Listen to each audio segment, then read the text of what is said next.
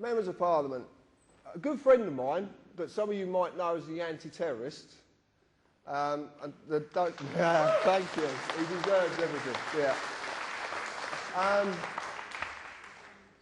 He told us a little while ago that the Members of Parliament were actually a company. Now, I broke the words up because Parliament actually means two words, which is talk and lies.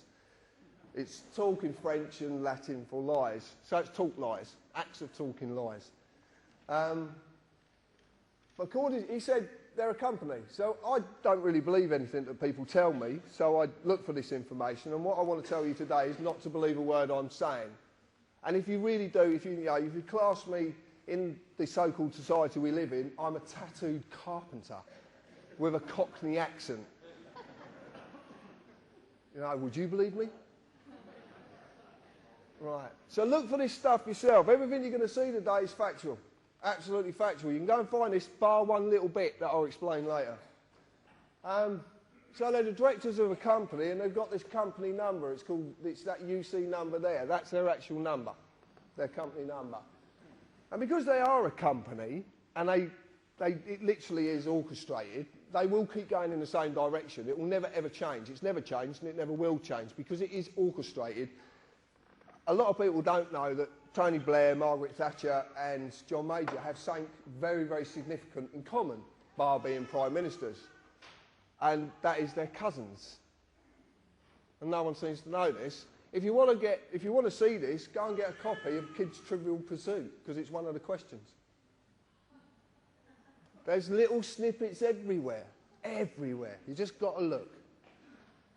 The Members of Parliament are not the only government department that are a company, a corporation, and the big question is why, and that's what I'm going to lead you into. I don't know if anybody's seen this, but this is the new company's house. This is a company called Dewport, and they're based down in Bristol. A good friend of mine, Chris Lees, knows this company very well, and they are the new version of Company's House. As you can see, there's a lot of the UC numbers, but the Members of Parliament quite clearly are on there. House of Commons as a company. That's what you go on Company's House to search for, companies. We use another website which we've had a lot of dissing about. A lot of people have attacked me about it because we use Dun & Bradstreet. I want to tell you a little bit about Dun & Bradstreet. Dun & Bradstreet is the leading business world's credit reference agency. It has about 160 million corporations on it worldwide, and you can check out, if you want to do business with these people, you can check them out. You find out if they're creditworthy, if they've got county courts, whatever. Pay the bills in time. And the Members of Parliament, again, are found on Dun & Bradstreet. I used to show Gordon Brown and David Cameron as being companies, but this is the most interesting one. This is Alistair Darling, MP, who happens to be a diplomat. Now, Alistair Darling MP is a trading name of the Labour Party. So the Labour Party trade in his name with diplomatic status. If you understand diplomatic status, that means that certain laws and legal positions can be circumvented. They could actually get round things. One of the things that they did get round, one of the things that they hid, was this information here. We recently did a bit of work and looking into a company called Consignia Customer Management Limited. And out of the blue, someone contacted us who could supply us company credit reports free of charge as well, which is even better. So he said to me, tell me the company and I'll get you the report. Okay, fine. So we put him to the test. And lo and behold, we did it with Consignia. Now, Consignia is a PLC, it's a private limited with share capital company, and its company status is it's non-trading. And it hasn't been trading since the 4th of the 11th, 2002, which is very, very interesting with some information I'm going to give you in a little while. It's a part of a group of 35 companies under its ultimate parent company, the Secretary of State to Trade and Industry. Now, there's a few implications with this, including 2 foreign companies, as you can see up there, including as well 10 Royal Mail companies, the holdings, the pensions, everything. It's all held under this company, under this ultimate parent company, Secretary of State of Trade and Industry. Who was the Secretary of State of Trade and Industry? Mr. Darling.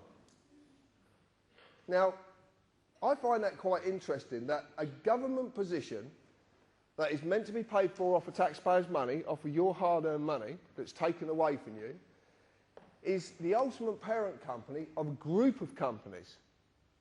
But it's meant to be a government department. So what's going on? But it gets deeper than this. It gets even deeper. Because we started to look at the post office, and someone sent us this information just recently, and it actually turns out is if you're on the dole and you're getting a gyro, you generally have what's called a post office account. A lot of people remember these post office accounts to get the little books. Well, the post office accounts now are owned by JP Morgan Europe Limited. Now, we've had this confirmed by HM Customs and Revenue. They've actually confirmed that that's absolute fact. So you have a foreign bank now that owns part of the post office. Very interesting. But what's even more interesting is that a non-trading company, since the date I gave you, is trading as TV licensing. TV licensing takes $3 billion a year off of you to a company that doesn't exist, that's part of the Secretary of State and Trade of Industry. Things are not right. Things are not right. I could put a lovely swear word to that, but I'm not going to. I could though. So there's something very, very wrong, okay? And this is all hidden. You wouldn't know about this unless someone like me comes along and says, oh, did you know this?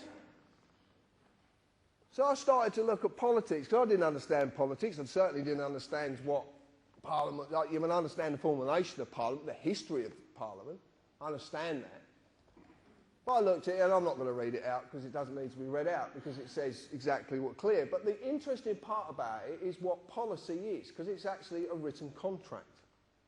And it's the contracts that are the most significant here. They're the most important part of this. Because what you live in is contract law.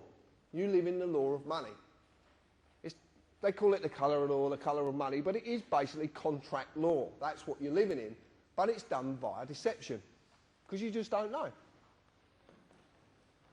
So when you look at an Act of Parliament, which becomes a statute, which is primary legislation, which in turn is enacted and enforced by statutory instruments, which is secondary legislation.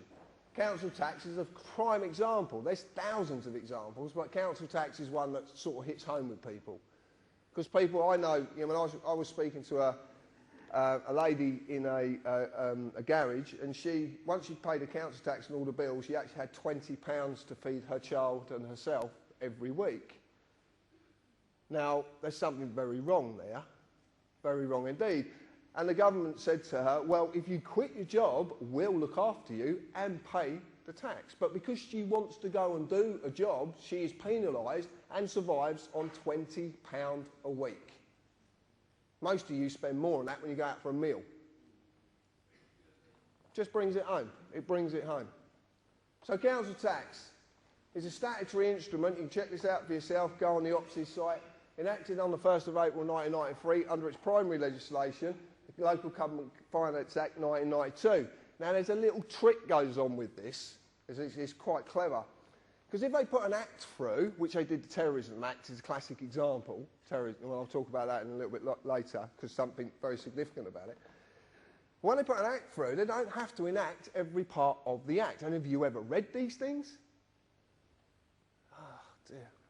They're mind-boggling, absolutely. But they don't have to enact it. What they do is they sneak in a statutory instrument every now and again and enact part of an act. The reason they do this is because once they put the act through, they don't have to pull it back through Parliament. It can just be enacted under a statutory instrument. So what you live under mostly is statutory instruments, but you just don't know what they are.